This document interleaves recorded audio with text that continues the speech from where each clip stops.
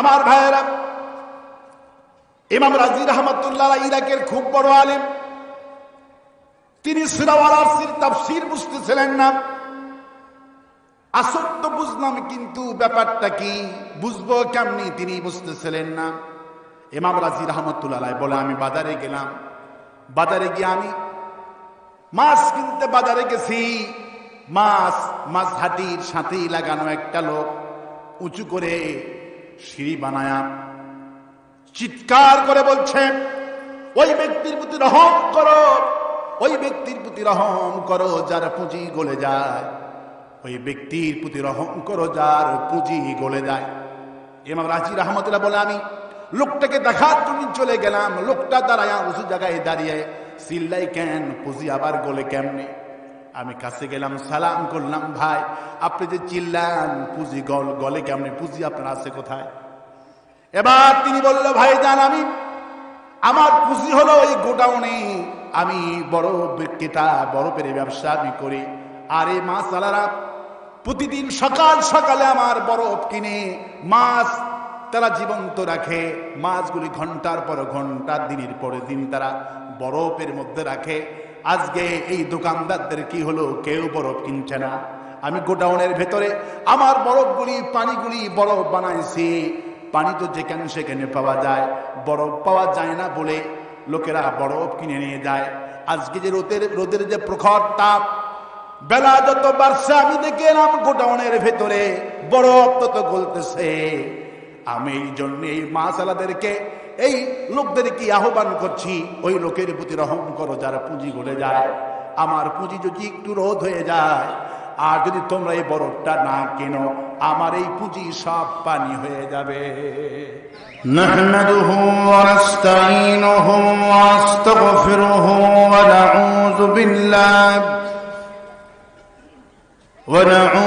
বিল্লাহি মিন শুরুরি আনফুসিনা ওয়া মিন সাইয়্যাতি আ'মালিনা। من يهد الله فلا مضل له ومن يضلله فلا هادي له ونشهد أن لا إله إلا الله وحده لا شريك له ونشهد أن سيدنا وحبيبنا ومولانا محمدا عبده ورسوله الذي أرسله بالحق بشيرا ونذيرا وداعيا إلى الله بإذنه وسراجا منيرا. فقد قال الله تعالى في كلامه المجيد وفرقانه الحميد: أعوذ بالله من الشيطان الرجيم. بسم الله الرحمن الرحيم. إن الله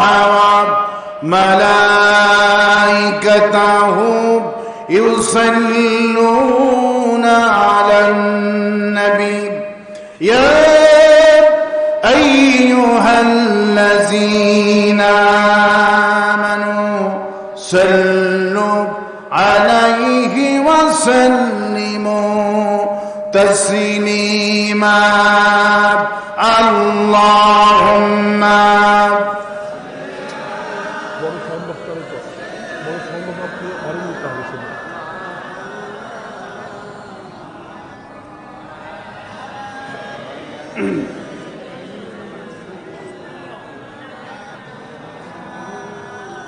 সবাই প্রাণ খুলে হাবিবের সামনে পড়েন, আল্লাহুম্মা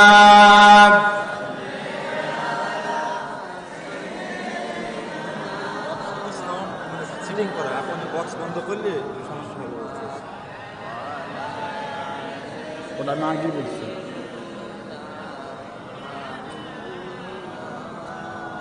সবাই প্রাণ খুলে হাত বিশেষ করে আল্লাহুম্মা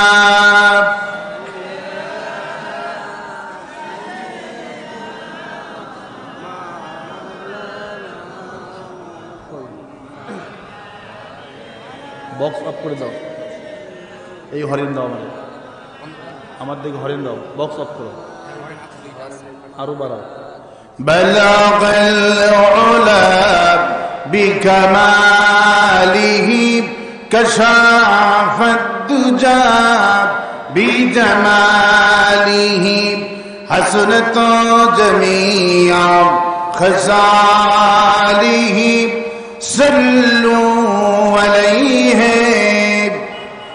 اے تیری معراج تھی کہ تو لوحہ कलम तक पहुंचा और मेरी मेराज है कि मैं तेरे कदम तक पहुंचा बलगल उला कशफ दुजा बिजमाली हसनत जमीआ सल्लू अलैहि सूरत यूसुफ बेदारी हिकमत लुक़मान माप कारिए कुरान बारी आई दिले शदे माने मा बलगल उला कशफ الدجى بجماله حسنت جميعا صلوا عليه নবী করিম সাল্লাল্লাহু আলাইহি সাল্লামের জীবনে হাজার হাজার মুজিজা সংঘটিত হয়েছিল। শ্রেষ্ঠ মুজিজা তার নাম হলো কোরআন শরীফ। তার নাম কি? কোরআন। এই কোরআন কি জামাত ইসলামের কোরআন? বলে এই কোরআন কি শিবিরের? এই কোরআন কি বিএনপির? কোরআন কি আওয়ামী লীগের? কোরআন কি তাবলিগ জামাতের? কোরআন কার? সবাই বলেন কোরআন কার? কোরআন আল্লাহ। কিন্তু এই কোরআন এসেছে হাদা বায়ানুল লিন্নাস হুদাল লিন্নাস বালাগুল লিন্নাস, গোটা বিশ্ব মানব গোষ্ঠীর জন্য হিদায়াতের কিতাব। এই কোরআন শুধু জামাতের কোরআন নয়, এই কোরআন সকলের। এই কোরআন কার? এই কোরআন সকলের। জামাতের কোরআন যেমন, আওয়ামী লীগের কোরআনও তেমন। আল্লাহ পাক কি শুধু আমাদের না, আল্লাহ সকলের? আল্লাহ কি শুধু জামাত ইসলামের আল্লাহ না, আল্লাহ বিএনপি আওয়ামী লীগের সবার? আল্লাহ পাক সকলের। নবী করিম সাল্লাল্লাহু আলাইহি সাল্লাম তিনি কি আমাদের একক নবী না নবী সকলের? সকলের নবী। কাবা ঘর আমাদের শুধু একাই না কাবা ঘর সবার? বাস ওয়াজ বুঝে গেছেন, আর বাকি ওয়াজ না করলেও চলবে। এই জন্য আল্লামা ইকবাল রাহমাতুল্লাহ আলাইহি তিনি কি সুন্দর করে বলেছেন, হরমে পাক ভি আল্লাহ ভি কোরআন ভি হরমে পাক ভি আল্লাহ ভি কোরআন ভি কুসবরি বাথি জোতে जो মুসলমান ভি। হে মুসলমান, তোমরা তো সবাই বলো আল্লাহ আমাদের এক, কোরআন আমাদের এক, নবী আমাদের এক। তাহলে বলো আল্লাহ যদি এক হয়, কোরআন যদি এক হয়, নবী যদি এক হয়, তোমরা ঘোষণা করো আমাদের দলও হবে একটা। ফেরকা বন্দি আও কহি যাতে।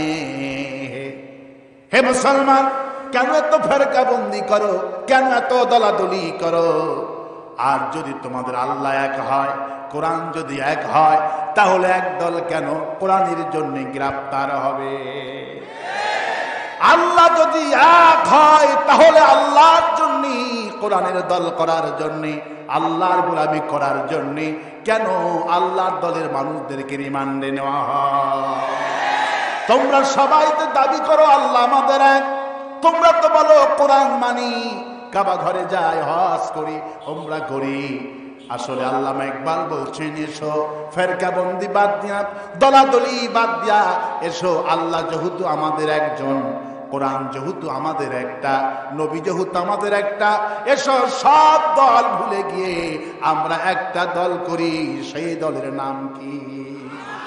আল্লাহ পাক বলছেন, ফাগাইরা দীনিল্লাহি ইয়াবগুন ওয়া লাহু আসলামা মান ফিস সামাওয়াতি ওয়াল আরদি তাওআন ওয়া কারহা।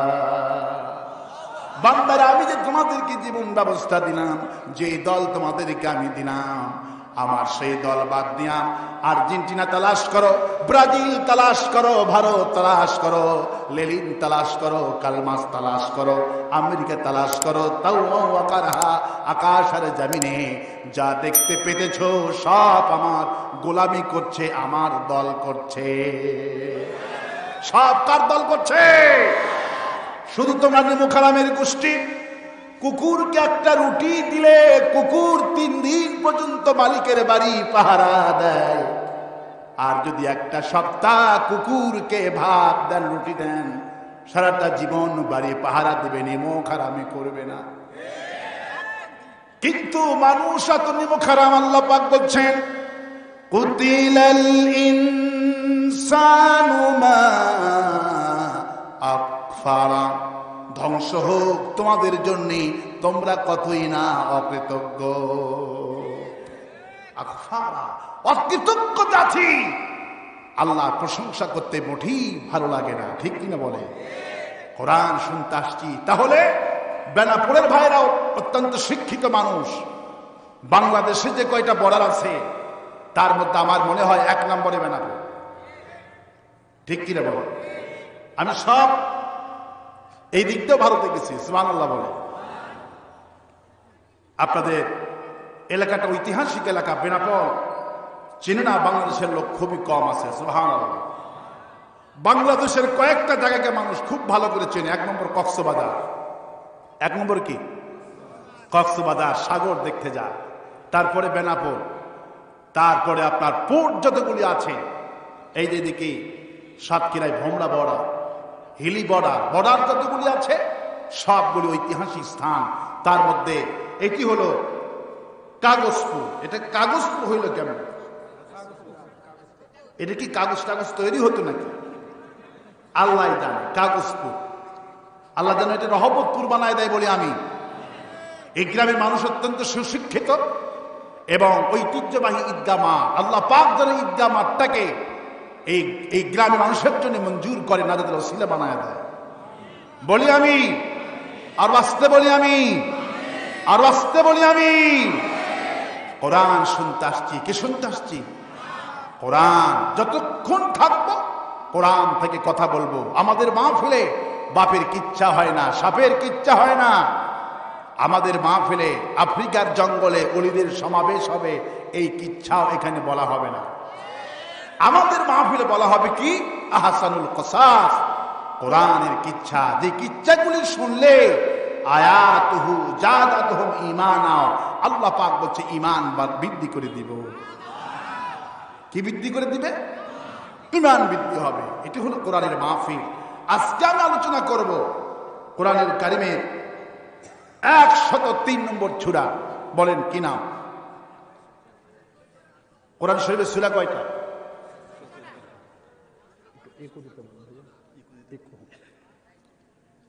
103 নম্বর সূরার নাম কি বলেন? সূরা ওয়াল আস। কি নাম? আসর সূরা মুখস্থ আছে না আপনাদের? আসর। এই সূরা যখন নাজিল হন, সাহাবা আজমাইনগুলি একে অপরের সঙ্গে সাক্ষাৎ হতো, এই সূরা তেলাওয়াত করে শোনাতেন। সুবহানাল্লাহ। নবী করিম সাল্লাল্লাহু আলাইহি ওয়াসাল্লাম বলছেন, যদি আল্লাহ পাক আর যদি কোনো সূরা নাজিল না করতেন, মানুষের জন্য এনাফ যথেষ্ট হয়ে যেত। সুবহানাল্লাহ। আমার সাথে সবাই পড়েন যথারীতি। আউযু বিল্লাহি মিনাশ শাইতানির রাজীম বিসমিল্লাহির রহমানির রহিম ওয়াল আসর ইন্নাল ইনসানা লাফি খুসর ইল্লাল্লাযীনা আমানু ওয়া আমিলুস সালিহাতি ওয়া তাওয়াসাউ বিল হাক্কি ওয়া তাওয়াসাউ বিস সাবর। আল্লাহ পাক সময়ের কসম করছেন, আমরা কসম করি আল্লাহ, আর আল্লাহ পাক কসম করছেন সব যে জিনিসের গুরুত্ব বেশি আল্লাহ পাক সেই জিনিসের কসম করছে। সুবহানাল্লাহ। আল্লাহ পাক এখানে আলিফ লামের আগে একটা ওয়া লাগাইছে। কি লাগাইছে? ওয়া। এটা হলো আরবি গ্রামার অনুযায়ী এটা হলো ওয়ায়ে কাসমিয়া। কি বলা হয়? ওয়ায়ে কাসমিয়া। আল্লাহ পাক কোরআন শরীফে মোট 20 জায়গায় কসম খেয়েছে। কয় জায়গায়? 20 জায়গায় কসম খেয়েছেন। ফজরের কসম খেয়েছেন, 10 রাতের কসম খেয়েছেন, তারপরে বাতাসের কসম খেয়েছেন, সাগরের কসম খেয়েছেন, ফেরেশতার কসম খেয়েছেন। যে জিনিসের গুরুত্ব বেশি আল্লাহ পাক গুরুত্ব বোঝানোর জন্য সময়ের কসম করছে। আর এই সূরা যখন নাজিল হন, মূল প্রেক্ষাপট হলো এই, আবু জেহেলের পার্লামেন্ট ছিল। সেই পার্লামেন্টের নাম কি জানেন? দারুন নদওয়া। আবু জেহেল সেই পার্লামেন্টে মুসলমানদের মারার, যত ফন্দি গ্রেফতার করার, রিমান্ডে নেওয়ার, ফাঁসি দেওয়ার যত আকাম কুকাম বিকেল বেলায় এই পার্লামেন্টটা জমজমাট করে বসাতো। আজও সেই বামপন্থীদের বিকেল বেলায় হাট বাজার পার্লামেন্ট বিকালেই জমে বেশি। ঠিক কিনা? আরো আসতে কোন ঠিক কিনা? ওরা যখন আসরের সময় কি কোনো গুরুত্ব দিত না? আল্লাহ পাক তখন তাৎক্ষণিকভাবে সেই পার্লামেন্টকে কেন্দ্র করে আল্লাহ রাব্বুল আলামিন এই সূরা নাজিল করে দিলেন। সুবহানাল্লাহ। আল্লাহ পাক কসম করছেন, ওয়ালাস, সময়ের কসম খাচ্ছি বান্দারে। বেলা যখন আসরে যখন আজান হয়ে যায়, বেলা কিন্তু খুবই সীমিত থাকে, কোনো কাজ কামি করা যায় না, একেবারে সীমিত। আল্লাহ পাক বলছেন প্রত্যেকটি মানুষের জীবন বিফল, প্রত্যেকটি মানুষের জীবন ক্ষতিগ্রস্ত। আল্লাহ পাক এখানে মুসলমানদের বলেন নাই, হিন্দুদের বলেন নাই, খ্রিস্টানদের বলেন নাই। আল্লাহ পাক কসম করে বলছেন ইন্নাল ইনসানা লাফি খুসর। প্রত্যেকটি মানুষের জীবন বিফল, জীবন ক্ষতিগ্রস্ত। 4টি কাজ যদি তুমি করো বান্দা, তোমার জীবন জান্নাতি জীবন হয়ে যাবে। 1 নম্বর হলো ইল্লাল্লাযিনা আমানু। ঈমান যদি আমার প্রতি আনতে পারো, তাহলে তারপরে আমলে সলে করতে হবে। প্রথমে আগে আনো তোমার ঈমান, আর ঘোষণা করো লা ইলাহা ইল্লাল্লাহু মুহাম্মাদুর রাসূলুল্লাহ। একটু জিকির করে লা ইলাহা।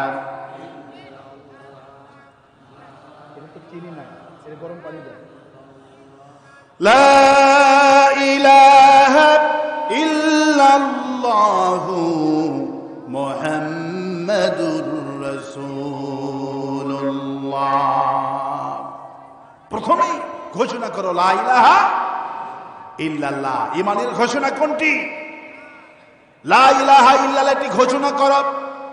কিন্তু আজ এই ঘোষণা তো অরিজিনাল ঘোষণা সবাই দেয় না, কেউ ব্যবহার করে ভোট পাওয়ার জন্য ঘোষণা করে লা ইলাহা ইল্লাল্লাহ। নাঙ্গলের মুঠায় তুমি আল্লাহ, লা ইলাহা ইল্লাল্লাহ। ধানের শীষে বিসমিল্লাহ, লা ইলাহা ইল্লাল্লাহ। বৈঠার মালিক তুমি আল্লাহ, লা ইলাহা ইল্লাল্লাহ। জামাত ইসলামীর মার্কা দাড়িপাল্লা, লা ইলাহা। এই ঘোষণা সবাই দিচ্ছে। আল্লাহ পাক বলছেন ইন্নাল ইনসানা লাফি খুসর। প্রত্যেকটি মানুষের জীবন বিফল, জীবন ক্ষতিগ্রস্ত। প্রথমেই যদি ঈমান আনো, আর ঈমানের স্বীকৃতি হলো লা ইলাহা ইল্লাল্লাহু মুহাম্মাদুর রাসূলুল্লাহ। যদি এই কালেমা প্রথম হয়ে যায়, আর যদি লা ইলাহা ইল্লাল্লাহ দাখালাল জান্নাহ, মান কালামি আখিরি কালামি লা ইলাহা ইল্লাল্লাহ দাখালাল জান্নাহ। কারো যদি শেষ কালেমা এটা হয়, আল্লাহ পাক বলছেন তাকে আমি জান্নাত নসিব করে দিব। প্রথমেই পড়লো এটি, আর যদি শেষে হয় এটি, দাখালাল জান্নাহ, আমি তাকে জান্নাতের বাসিন্দা বানায় দিব। আর আস্তে কান সুবহানাল্লাহ। আমার ভাইদের একটা দামি কথা বলেছেন, আপনারা যদি আমাকে যদি আদায় করতে হয় আল্লাহ পাকের নাম নেন। ফুটবল খেলা কিন্তু হয়ে গেছে, না হচ্ছে এখনো জানি না। আমি এমন এক ব্যক্তি, জীবনে খেলা কি জিনিস আমার আব্বা আমারে দেখতেও জীবনে দেয়নি, আমি খেলা কারে কয় বুঝিও না। আমি চরম খেলা বিরোধী মানুষ, কারণ এই খেলা মুসলমানদের খেলা নয়। রাসূল করিম সাল্লাল্লাহু আলাইহি ওয়াসাল্লাম বলছেন একটা ফুটবল খেলা। আমি গাড়ি নিতে রাত্রি বেলায় ঘুরছি, দেখি বিশাল বিশাল টেলিভিশনগুলি দিছে। হঠাৎ করে গাড়ির মধ্যে থেকে দেখি বিকট আওয়াজ সামনে। বললাম কি হয়েছে? তারপরে দেখি হুই হাল্লা। জিজ্ঞেস করলাম ভাই কি হয়েছে? কয় হুজুর, বল শুধু গোলের কাছে গেছিল, বল শুধু গোলের কাছে গেছিল, তাতেই সমস্ত টেলিভিশন দেখা দর্শকগুলি এমন জোরে গোল বলছে, আমি 110 থেকে শুনতে পেলাম যে কি হয়েছে। আর মুসলমান, বল খেলা হচ্ছে কোথায়? খেলছে খ্রিস্টান, জিতেছে খ্রিস্টান, মরছে মুসলমান। মারা গেছে না? 2 ছেলে মারামারি লেগে মারা গেছে, জিতেছে। অথচ এই খেলা রাসূল করিম সাল্লাল্লাহু আলাইহি ওয়াসাল্লাম বলছেন 3টি খেলা জায়েজ। 1 নম্বর ঘোড়ার দৌড়, কিসের দৌড়? 2 নম্বর উটের দৌড়, আর 3 নম্বর তোমার তীরগুলি নিয়ে প্রতিযোগিতা করো। এই 3টি খেলা মুসলমানদের জিহাদের কাজে লেগে যায়। তাও সুবহানাল্লাহ বললেন না? এই বাদবাকি খেলা জায়েজ নাই। আজ ফুটবল খেলার জনক হলো ইহুদিরা, ক্রিকেট খেলার জনক হলো ইহুদিরা। যত খেলা দেখেন না কেন, সব খেলা বানাইছে ইহুদিরা। ওরা কোনোদিন এগুলোই খেলে না। এখানে কি বলতে পারবেন তো হুজুর ইহুদি ইসরায়েল কোনোদিন কোন খেলা অংশগ্রহণ করেছে? পৃথিবীর সবাই খেলবে, ইহুদিরা এই সময় নষ্ট করবে না। ওরা এই খেলাগুলি আবিষ্কার করে মানুষ এগুলি দেখবে, মারামারি লাগবে, ফাসাদ সৃষ্টি হবে। তারা ফুটবল বানায় লাথি দেয়, এই লাথি মুসলমান দেখে, আর মুসলমান কোরআন দেখতে চায় না। আহারে, এই খেলা তারা আবিষ্কার করেছে, আর ফুটবল বানায়া গোটা পৃথিবী থেকে ফুটবল বানায়া তারা এই পৃথিবীকে নাচাচ্ছে। আর মুসলমান ইহুদি খ্রিস্টানদের খেলাগুলি নিয়ে আমরা মাতোয়ারা হয়ে জমি বিক্রি করে ফ্ল্যাট টাঙ্গাইছে ঢাকা শহরে। আফসোস, আফসোস। তো আমি যখন আল্লাহু আকবার বলবো, সুবহানাল্লাহ বলবো, আমার কথাতে আপনারা যখন বলবেন, আল্লাহ পাক আবু বকর রাদিয়াল্লাহু আনহুর সাথে হাসর নসিব করে দিয়ে দিবেন। কারণ আবু বকর রাদিয়াল্লাহু আনহু হলেন সিদ্দিক, সত্যর সাক্ষ্যদাতা। আমি যখন কথাগুলি বলবো, আল্লাহ পাকের কথাগুলি যখন বলবো, সত্যের সাক্ষ্য দ্বারা দিবি, আল্লাহর কসম আবু বকরের সাথে আল্লাহ হাসর নসিব করে দিবে। আরো আস্তে কোন সুবহানাল্লাহ। আমার যেন আর আদায় করতে না হয়, মনে থাকবে? আমার ভাইয়েরা, ইমাম রাজি রাহমাতুল্লাহ ইরাকের খুব বড় আলেম। তিনি সূরা ওয়াল আসর তাফসীর বুঝতেছিলেন না। আসল তো বুঝলাম, কিন্তু ব্যাপারটা কি, বুঝবো কেমনি তিনি বুঝতেছিলেন না। ইমাম রাজি রাহমাতুল্লাহ বলে, আমি বাজারে গেলাম, বাজারে গিয়ে আমি মাছ কিনতে বাজারে গেছি। মাছ হাটির সাথেই লাগানো একটা লোক উঁচু করে সিঁড়ি বানায়া চিৎকার করে বলছে, ওই ব্যক্তির প্রতি রহম করো, ওই ব্যক্তির প্রতি রহম করো যার পুঁজি গলে যায়, ওই ব্যক্তির প্রতি রহম করো যার পুঁজি গলে যায়। ইমাম রাজি রাহমাতুল্লাহ বলে, আমি লোকটাকে দেখার জন্য চলে গেলাম। লোকটা দাঁড়ায় উঁচু জায়গায় দাঁড়িয়ে চিল্লাই, কেন পুঁজি আবার গলে কেমনে? আমি কাছে গেলাম, সালাম করলাম, ভাই আপনি যে চিল্লান পুঁজি গলে কেমনে, পুঁজি আপনার আছে কোথায়? এবার তিনি বলল, ভাই জান, আমার পুঁজি হলো ওই গোডাউনে, আমি বড় বিক্রেতা, বরফের ব্যবসা আমি করি। আর এই মাছ আলারা প্রতিদিন সকাল সকালে আমার বরফ কিনে মাছ তারা জীবন্ত রাখে, মাছগুলি ঘন্টার পর ঘন্টা, দিনের পরে দিন তারা বরফের মধ্যে রাখে। আজকে এই দোকানদারদের কি হলো, কেউ বরফ কিনছে না। আমি গোডাউনের ভেতরে আমার বরফগুলি, পানিগুলি বরফ বানাইছি। পানি তো যেখানে সেখানে পাওয়া যায়, বরফ পাওয়া যায় না বলে লোকেরা বরফ কিনে নিয়ে যায়। আজকে যে রোদের যে প্রখর তাপ, বেলা যত বাড়ছে আমি দেখে এলাম গোডাউনের ভেতরে বরফ তত গলতেছে। আমি এই জন্য এই মাছালাদেরকে, এই লোকদেরকে আহ্বান করছি, ওই লোকের প্রতি রহম করো যারা পুঁজি গলে যায়। আমার পুঁজি যদি একটু রোধ হয়ে যায়, আর যদি তোমরা এই বরফটা না কেনো, আমার এই পুঁজি সব পানি হয়ে যাবে। ইমাম রাজি রহমতুল্লাহ আলাইহি বুঝতে পারলেন, সূরা আল আসরের তাফসীর তিনি ভালো করে পরিপূর্ণভাবে বুঝতে পারলেন যে আমারও তো আল্লাহ পাক একটা হায়াত নামক একটা পুঁজি, সবচেয়ে মূল্যবান পুঁজি দান করেছে। ওই পুঁজির নাম হলো হায়াত। বরফ গলার মতো পুঁজি মুহূর্তে আমার হায়াত কমে যেতেছে। আর আল্লাহ রাব্বুল আলামিন পৃথিবীর সব মানুষকে চোখে আঙ্গুল দিয়ে দেখাচ্ছেন, দেখো, ইন্নাল ইনসানা লাফি খুসর। প্রত্যেকটি মানুষের জীবন বিফল। তোমাদের জীবন আর কতদিন আছে? 50 আলফা সানা, 50,000 বছর লম্বা হবে যেই দিন, সেই দিনের তুলনায় এই দুনিয়াটা মুমিনদের জন্য 2 রাকাত ফরজ নামাজের চাইতে বেশি সময় নাই।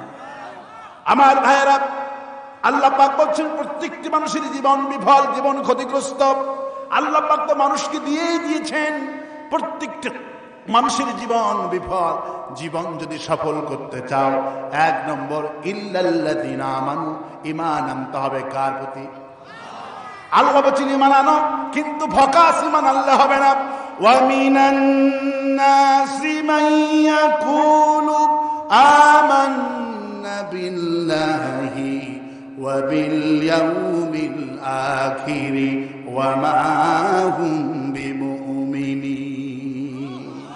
মানুষের মধ্যে অনেক ভকাস ইমানদার আছে, এরা কাবা ঘরে যায়, আবার পার্লামেন্টে বলে আমার মতো সিয়াসেতটা জাননেওয়ালা আর কেউ নাই। আছে না? কে বলছিল? মমতাজ। কে বলছিল? মমতাজ বলছিল যে আমার মতো বুখারী শরীফ পড়ে কে? আমি সব জানি। ইমানদার দাবি করল, আবার চলে গেল খানায়ে কাবাতে। খানায়ে কাবা তওয়াফ করলাম, রাসূলের অজায় কিনারে গিয়ে সালাম দিল। আবার জিদ্দা এয়ারপোর্টে আসার সময় ড্যান্সও মেরেছে, ঠিক কিনা? কনসার্ট করছে না? তাহলে আল্লাহ পাক এই জন্যই বলছেন ওয়া মিনান নাসি মান ইয়াকুলু আমান্না বিল্লাহি ওয়া বিল ইয়াউমিল আখিরি ওয়া মা হুম বিমুমিনিন। মানুষের মধ্যে অনেক লোক আছে, এগুলি মিথ্যা কথা বলে। এরা মুখে মুখে বলে ঈমান আনছি। কি আনছি?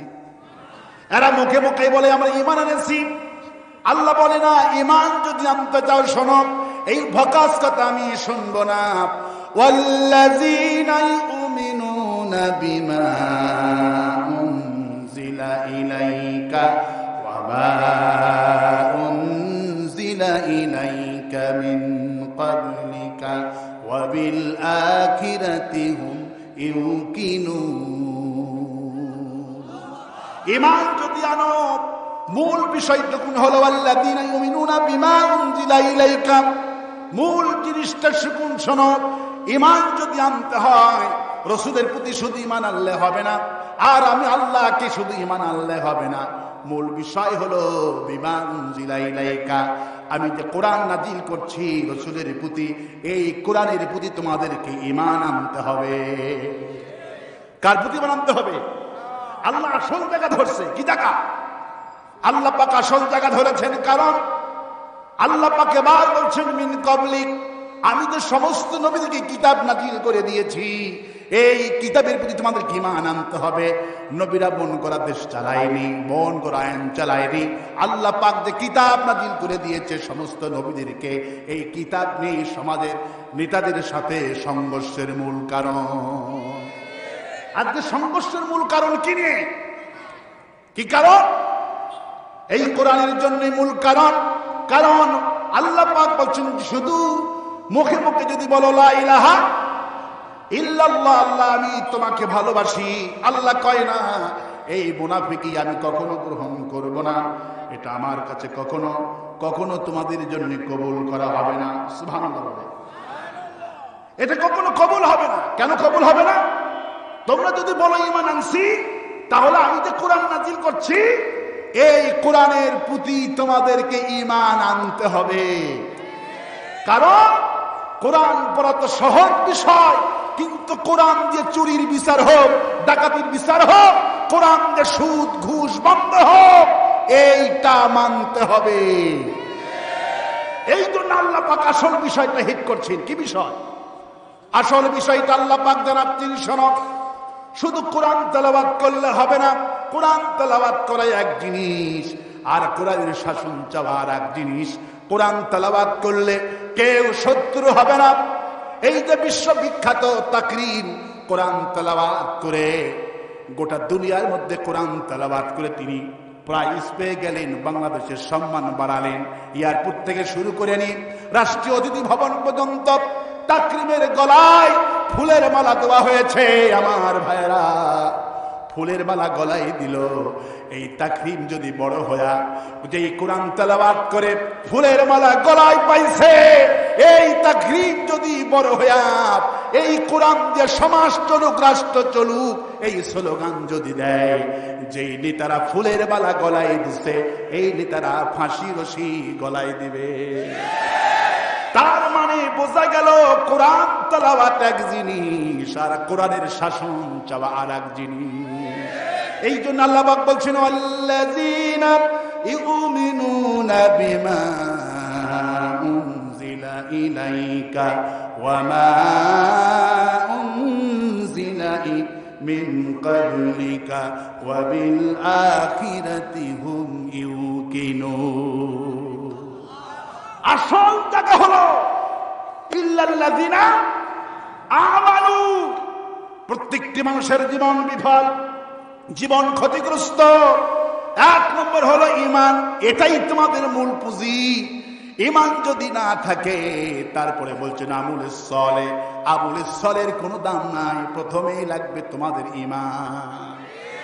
যেমন ঈমানটা কি জিনিস? আপনি খাতা কিনলেন, খাতা কিনে গোটা খাতা ভর্তি করে শুধু শূন্য শূন্য লেখেন, এই শূন্যর কোনো মূল্যই আছে? শূন্যর কোনো দাম আছে? কিন্তু একটা এক লাখি, তার পাশে একটা শূন্য দেন, এবার একের দাম আছে না নাই? শূন্যর দাম আছে না নাই? আর একটা শূন্য দেন, আর একটা শূন্য। শূন্য যত দিবেন তত একের দাম বৃদ্ধি হয়ে যাবে, মিলিয়ন ট্রিলিয়ন অক্ট্রিলিয়ন হয়ে যাবে। আল্লাহ পাক বলছেন আমলে সলে বলো, আর দান বলো, সদকা বলো, হজ বলো, নামাজ বলো, যাকাত বলো, যা আছে সবগুলি শূন্য। প্রথমে ইল্লাল্লাযিনা আমানু, মূল জিনিসটুকু লাগবে ঈমান। মূল জিনিস কি? মূল জিনিস যদি ঈমান না থাকে, ঈমান আল্লাহ বলছে ঈমানের মধ্যে আবার অনেকগুলি কোয়ালিটি আছে। এরা মুখে মুখে ঘোষণা করে লা ইলাহা ইল্লাল্লাহ, মাথায় টুপি লাগায়। মাথায় কি লাগায়?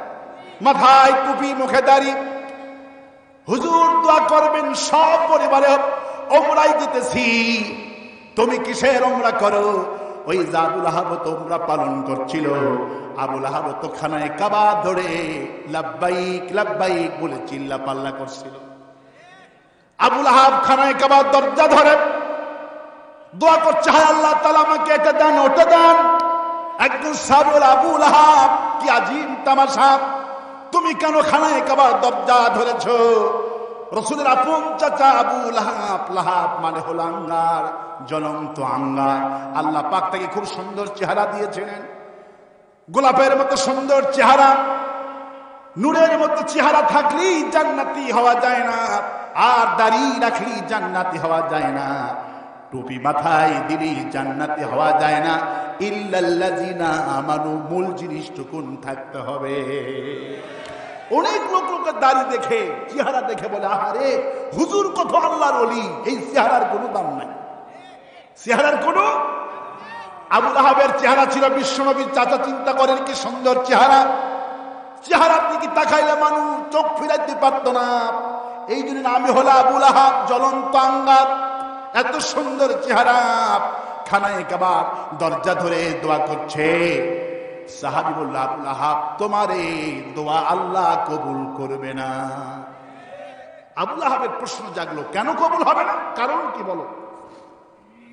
সাহাবী বলছেন কারণ হলো তুমি যে গত পরশুদিন পার্লামেন্টে, সংসদে তুমি আর তোমার বন্ধু আবু জেহেল তোমরা পার্লামেন্টের ভিতরে এই কোরআনের বিরুদ্ধে আইন পাশ করছো। কি করছো? কোরআনের বিরুদ্ধে পার্লামেন্টে আইন পাশ করছো। আল্লাহ পাক সেই কথাই কোরআনে কোট করলেন, وقال الذين كفروا لا تسمعوا لهذا القرآن والغوا فيه لعلكم تغلبون। ওরা পার্লামেন্ট আইন পাশ করলো, কোরআন শোনা যাবে না। যেখানে মাহফিল হবে, যেখানে কোরআনের মিটিং হবে, টিএস হবে, টিসি হবে, এদেরকে জিহাদি বলে এদেরকে সালান মারো। ঠিক কিনা বলে? কোরআনের 10 দেওয়া বলে জিহাদ পাইছি, মিটিং করছে, ঠিক কিনা বলে? সেই যুগে আবু লাহাবের চরিত্র এটা ছিল। ওরা বলছে যেখানে মাহফিল হবে, কোরআনের আলোচনা হবে, কোরআনের কর্মীরা একত্রিত হয়ে কোরআনের 10 দিবে, সেখানে ওয়ালগাউ ফি, তোমরা বাধা দাও, হট্টগোল করো, লাআল্লাকুম তাগলিবুন, তোমরাই বিজয় হবা। কিন্তু আল্লাহ পাক বলছেন কখনোই তারা বিজয় হবে না, ওরা কোনোদিন সফল হবে না। এই জন্য আল্লামা ইকবাল বলছেন সতীজা কা রাহা হে আজল সে তাইমরোজ, সতীজা কা রাহা হে আজল সে তাইমরোজ, চরাগে মুস্তফা ফি সে শরারে বুল হাবিব। সেই আবু লাহাবের গোষ্ঠীরা, আবু জাহেলের গোষ্ঠীরা এই কোরআনের নূরকে নিভাইতে চেষ্টা করছে। আল্লাহ বলছেন ইউরিদুনা লিয়ুতফিউ নূরাল্লাহি বিআফওয়াহিহিম ওয়াল্লাহু মুতিম্মু নূরিহি ওয়ালাউ কারিহাল কাফিরুন। কাফেররা মুখের ফু দিয়ে আমারই কোরআন নিভানো তাদের মূল কথা হলো কোরআন, তাদের হলো মূল শত্রু। তারা কোরআন তেলাওয়াত করে, কোরআনদের সংসদ উদ্বোধন করে, কোরআনদের ব্যবসা প্রতিষ্ঠান উদ্বোধন করে, কিন্তু কোরআন দিয়ে সমাজ চলুক তারা চাবে না। কোরআন দিয়ে সমাজ রাষ্ট্র চলুক এটা চাবে না, শুধু খতম করবে। কি করবে? শুধু খতম। এই জন্য আল্লাহ একবার আরো বলছেন আমুল কি কিতাব থি দুয়া কি কিতাব বানা দিয়া। আরে মুসলমান, কোরআন তো খতমের জন্য আসে নাই, কোরআন এসেছে সমাজ রাষ্ট্র পরিচালনা করার জন্য। আলিফ লাম রা কিতাবুন আনজালনাহু ইলাইকা লিতুখরিজান নাসা মিনাজ যুলুমাতি ইলান নূর। আমি কোরআন সেই জন্য তাম পৃথিবীর মানুষকে অন্ধকার থেকে আলোর দিকে নিয়ে আসবো, সব মানুষকে আমি কোরআন জান্নাতি বানায় দিব। আর আস্তে কোন সুবহানাল্লাহ।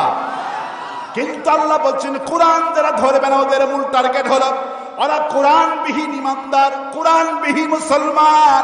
এই জন্য আল্লাহ প্রথম বলছেন প্রত্যেকটি মানুষের জীবন বিফল, জীবন ক্ষতিগ্রস্ত। প্রথম 4টি কাজ যদি করতে পারো জীবন সফল হয়ে যাবে। 1 নম্বর হলো ইল্লাল্লাযিনা আমানু, ঈমান আনতে হবে। কার প্রতি? আল্লাহর প্রতি। ঈমান আনলেই হবে না। আল্লাহ পাক বলছে বিমা উনজিলা ইলাইকা, আমি যে কোরআন নাযিল করছি রাসূলের প্রতি, এই কোরআনকে তোমাদের সংবিধান মানতে হবে। কি মানতে হবে? কিন্তু ওরা তো কোরআন সংবিধান মানে না, বরঞ্চ কোরআনের শাসন যারা চায় তাদেরকে ধরে ধরে মারে আর ঈমান দেয়। নিজেরা দাবি করে ইমানদার, নিজেরা খুব সুফি দাবি করে, মাথায় টুপি, কি সুন্দর দাড়ি, নামাজে ফজরের জামাতে 1 নাম্বার আছে না নাই? ফজর জামাতে নামাজ মিস নাই, তাকবীরে উলার সাথে নামাজ পড়ে, রাতের বেলা সূরা ইখলাসের আমল করেন, সূরা ইয়াসিনের আমল করেন। হাসন না পড়ে তো মসজিদ থেকে বের হওয়ার কোনো কায়দাই নাই। কোরআনকে এত ভালোবাসে উনি, কোরআন শরীফ মাদ্রাসায় দান করে। নেতাজি মাহফিলে যাই, কত টাকা লাগবে? এতটি দিয়ে দিলাম। কোরআন শরীফ লাগবে নাকি? হ্যাঁ দিয়ে দিলাম। ওরা কোরআন দান করে, ইমামকে বেতন দেয়, মসজিদ বানায়, মাদ্রাসা বানায়, কিন্তু আল্লাহ বলছেন না, মসজিদ বানালেই জান্নাত হবে না, আর কোরআন শরীফ দান করলে জান্নাত হবে না। যদি আলেমদেরকে, তাম পৃথিবীর আলেমদের বেতন দাও, জান্নাত হবে না। আলেমদের জায়নামাজ হাদিয়ে দাও, জান্নাত হবে না। কাবা ঘরের দরজা ধরে কিয়ামত পর্যন্ত কানলে জান্নাত হবে না। আসল ব্যাপার হলো বিবা উনজিলা ইলাইকা, আমি যে কোরআন নাজিল করছি, এই কোরআন শুধু তেলাওয়াতের জন্য আমি নাজিল করিনি।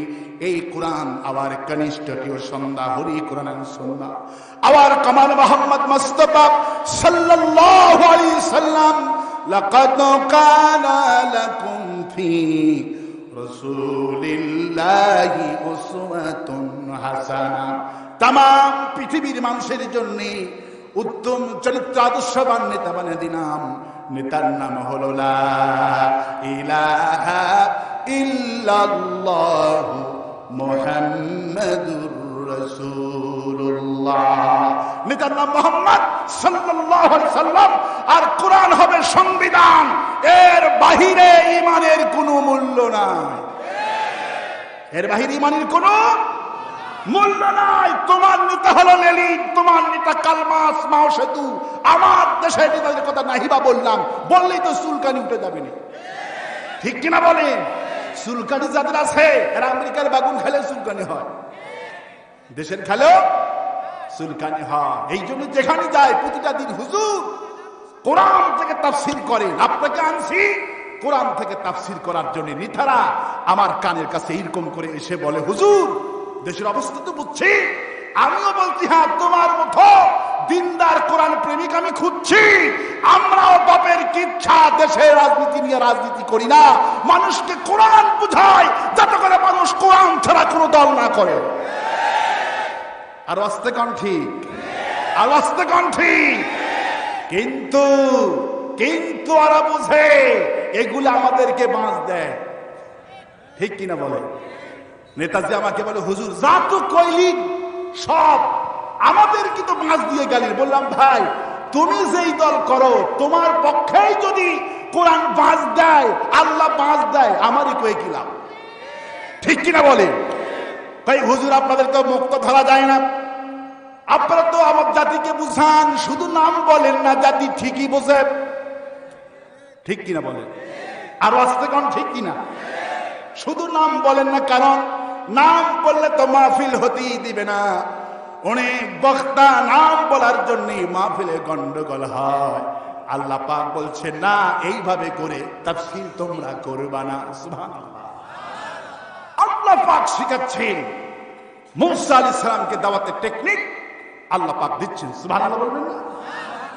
অনেক বক্তা আছে আমি যাদের বক্তৃতা নিয়ে খুব আপত্তি করি, মাহফিলে উঠে একটি সূর্যনগ্ন থেকে মা উত্তপ্ত করে দেশের প্রেক্ষাপট নিয়ে গালিগালাজ করে, এটি উচিত নয়, এটি আল্লাহর কোনো টেকনিক নয়, আল্লাহর কোনো দাওয়াতের কৌশল নয়। সুবহানাল্লাহ। যে সমস্ত খতিবরা আছেন, আলেমরা আছেন, আমি আপনাদের জন্য কিছু ডোজ দিব, কারণ আলেমদের কথা হতে হবে সুন্দর। সুবহানাল্লাহ। আল্লাহ পাক ফরমান তাকুলু লিন-নাসি হুসনা, যখন উপস্থাপন করবে আমার কথা সুন্দর করে মায়া দিয়া বলো। সুবহানাল্লাহ।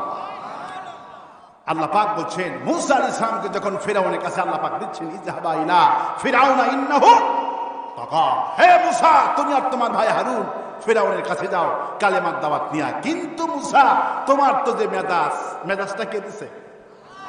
তিরমিজি বর্ণনা এসেছে মুসা আলাইহিস সালাম যখন রাগ করতেন মাথা দিয়ে ধোঁয়া উঠত। সুবহানাল্লাহ বলে। যখন মাথার চুল ছিল কোঁকড়া কোঁকড়া, যখন বাই সিরিয়াসলি রাগ করতেন মাথায় পাখি পরা থাকতো, সেই চুলগুলি আলিফের মতো পাকড়ি ভেদ করে চুলগুলি খাড়া হয়ে থাকতো। চিন্তা করেন কি মেজাজ, সুবহানাল্লাহ বলবেন না? আল্লাহ পাক মুসাকে বলছেন, মুসা রে, যখন ফেরাউনের কাছে যাবা, কওলাল লাইয়ানা, নরম করে কথা বলো, গরম করে কথা বললে আমি পছন্দ করি না। দেখছেন, কওলাল লাইয়ানা, যখন তার কাছে তাফসীর করতে যাবা, কালেমার দাওয়াত নিয়ে যাবা, কওলাল লাইয়ানা, নরম করে দাওয়াত দিও, কারণ নরমের মধ্যেই কল্যাণ নিহিত। কিন্তু আমার দেশের বক্তারা আছে যে একটা ছাগল পাগল মাঠ উত্তপ্ত করে। আচ্ছা বলেন তো, ইট 20 তলা 100 তলা, আমেরিকায় 170 তলা, দুবাই হচ্ছে 240 তলা, এই যে বিল্ডিং হচ্ছে, ইটের গাঁথনি দিয়ে, ইটের নিচে কি দেওয়া হয়?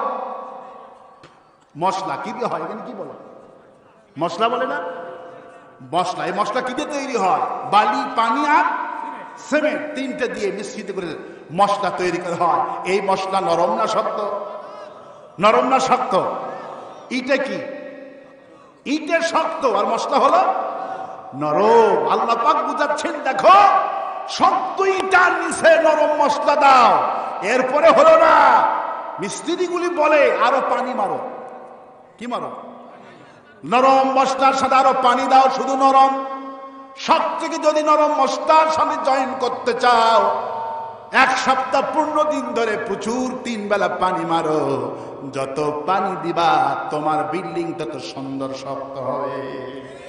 তার মানে আল্লাহ বুঝাচ্ছেন, শক্ত লোককে আটকাতে গেলে নরম মশলা লাগবে। এই জন্য আমার মাহফিলে প্রতিটা দিন মাহফিল করছি, লাখো মানুষ, হাজার মানুষ, লোকেরা চোখের পানি ফেলে কান্দে আর কোরআন বুঝে। তারা বলে, হুজুর, আমরা তো জীবনে এইভাবে কখনো কোরআন কিনে চিন্তা ভাবনা করি না। আজকে তাফসীর শুনে সামিয়ানা ওয়াতানা, আমি শুনলাম আর ঘোষণা করলাম, আগামীকাল থেকে কোরআনের কর্মী হয়ে কাজ করব। কারা কারা কোরআনের কর্মী হয়ে কাজ করতে রাজি আছে?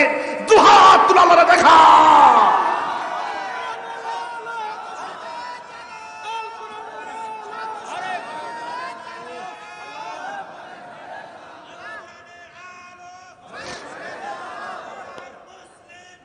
আল্লাহ কবুল করুন বলে আমি, আর আসতে বলি আমি। আল্লাহ বলছেন, ইল্লাল্লাযীনা আমানু, প্রথম হলো ঈমান। আর ফাঁকিবাজ ঈমান আনলে হবে না, এই কোরআনকে তোমাদের জীবন ব্যবস্থা মানতে হবে। কি ব্যবস্থা? জীবন ব্যবস্থা মানতে হবে, কোরআনের বিচার পদ্ধতি মানতে হবে, আর রাসূল করিম সাল্লাল্লাহু আলাইহি ওয়াসাল্লামকে নীতি মানতে হবে। কি মানতে হবে? তাহলে 4টি কাজের মধ্যে প্রথম হলো ইল্লাল্লাযীনা আমানু। এই ঈমানের 1 নম্বর কোয়ালিটি হলো কোরআনের বিধান আর রাসূলকে নীতি মানতে হবে। কি মানতে হবে? রাসূলকে নীতি মানতে হবে। কিন্তু ওরা তো কোরআনও পড়ে না, রাসূলকে নীতিও মানে না। রাসূল করিম সাল্লাল্লাহু আলাইহি সাল্লাম মদিনার প্রেসিডেন্ট হয়ে গেলেন। নামাজি রাসূল আপন ফুফাতো ভাই জুবায়ের রাদিয়াল্লাহু আনহু বিশ্ব নবীর কাছে ফজরের পর চলে এসেছে। সুবহানাল্লাহ। বিশ্ব নবীর আপন ফুফাতো ভাই জুবায়ের রাদিয়াল্লাহু আনহু, দেখেন ইমানদার কারে বলে, রাসূলের সামনে হাজির। রাসূল বলছেন, জুবায়ের, তুমি এত সকালে কেন আসছো? ইয়া রাসূলুল্লাহ, ইনিও নামাজ পড়লো। 2 জন ব্যক্তি রাসূলের সামনে হাজির। রাসূলুল্লাহ, এই হলো মুসলমান, আর আমি তো আপনার ফুফাতো ভাই, আমিও মুসলমান। এই লোকটার সঙ্গে আমার দীর্ঘদিন গন্ডগোল, একটা পানি সংক্রান্ত ব্যাপার নিয়ে। ড্রেন এলাকায় কি বলে? ড্রেন বলে? ড্রেন। এই কি হয়েছে এখানে গন্ডগোল কেন? এখানে বসেন, আর উঠবোস করবেন না, বসে থাকবে। যত কথা মাহফিলের পরে এগুলি পরিবেশ নষ্ট হয়ে যায়। আর আপনাকে লিখিত করে বলবে কি সমস্যা, আপনি লিখিত দেবেন। সুবহানাল্লাহ। কারণ মনোযোগ নষ্টকারীরা আজকে গুনাহগার হয়ে যাবে। প্রয়োজন হতেই পারে, কিন্তু প্রয়োজনটা লিখিত আকারে দিতে হবে। এখন আমার ভাইয়েরা, রাসূল করিম সাল্লাল্লাহু আলাইহি ওয়াসাল্লাম শুনে মেলেন রায় দিলেন জুবায়ের রাদিয়াল্লাহু আনহুর পক্ষে। কিন্তু যে ব্যক্তি নামাজি, নামাজ পড়ে এসেছে জুবাইরের সাথে, তার মনোপুত হলো না। সে রাস্তা দিয়ে যায় আর বলে, জুবাইর তোমার ফুফাতো, তুমি ফুফাতো ভাই বলে তোমার নেতা মুহাম্মদ রাসূলুল্লাহ সাল্লাল্লাহু আলাইহি সাল্লাম এইটা কাম করলো নাকি? আমি এই বিচার টিচার মানি না। নাউজুবিল্লাহ বলেন। জুবাইর বললেন, তাহলে তুমি কার কাছে যেতে চাও? বললো, আমি যেতে চাই, আমার একটা খুব পছন্দের লোক আছে, ইয়ং ম্যান, রাজনীতিবিদ ওমর ফারুক রাদিয়াল্লাহু আনহু। সুবহানাল্লাহ। ওমর আমার খুব কাছের মানুষ, বন্ধু মানুষ, আমি ওমরের কাছে যাব। ওমর যেহেতু এখন স্বরাষ্ট্রমন্ত্রী, সুবহানাল্লাহ বলবেন না? পররাষ্ট্রমন্ত্রী আবু বকর, আবু হুরায়রা অর্থমন্ত্রী, শিক্ষামন্ত্রী হযরত আলী, বিশ্বনবীর মন্ত্রী পরিষদ কে আল্লাহ জান্নাতে ঘোষণা করে দিয়েছে। আর আমার দেশের মন্ত্রীরা কি ঘোষণা করবে আল্লাহ ছাড়া কেউ জানে না, ঠিক কিনা বলেন? সেই যুগের জান্নাতি পরিবেশ ছিল। ক্ষমতায় যাওয়ার আগেই ছিলেন তারা মোটা ওমর ফারুক। ক্ষমতা যাওয়ার আগে 140 কেজি ওজন ছিল, 6.5 ফিট লম্বা, 140 কেজি ওজন ছিল হযরত ওমর। যেদিন থেকে রাষ্ট্রপতি হলেন সেদিন থেকে ওমর টেনশন করতে করতে শুকিয়ে যেতে লাগলো। ওমর রাদিয়াল্লাহু আনহু দেখলেন ওজন করে মাত্র 70 কেজিতে এসে গেছে। টেনশন, আল্লাহর ভয়ে ওজন কমে যায়। আর আমার দেশের শিখুনালীরা ক্ষমতা যাওয়ার আগে থাকে শুকনা, ক্ষমতায় যাওয়ার পর একবারে ডিরাম হয়ে যায়, ঠিক কিনা বলেন?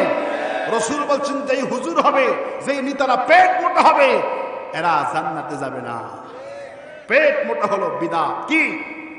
ভুঁড়ি মোটা করা হলো বিদআত, গুনাহের কাজ। কারণ রাসূলের সুন্নাত মোতাবেক চললে ভুঁড়ি মোটা হবে না। আমার চেয়ে আপনি বেশি খান, আজকে কত রকমের গোস্ত, সুবহানাল্লাহ বলেন। তারপরেও এই শরীরটা রাসূলের মতো আমরা চালাই, সুবহানাল্লাহ বলেন। আমার ভাইয়েরা, চলে গেল ওমরের কাছে। ওমর দরজায় কড়া নাড়ালেন, চেয়ে দেখেন জুবাইর, বিশ্বনবীর ফুফাতো ভাই। জুবাইর, তুমি কেন আসছো?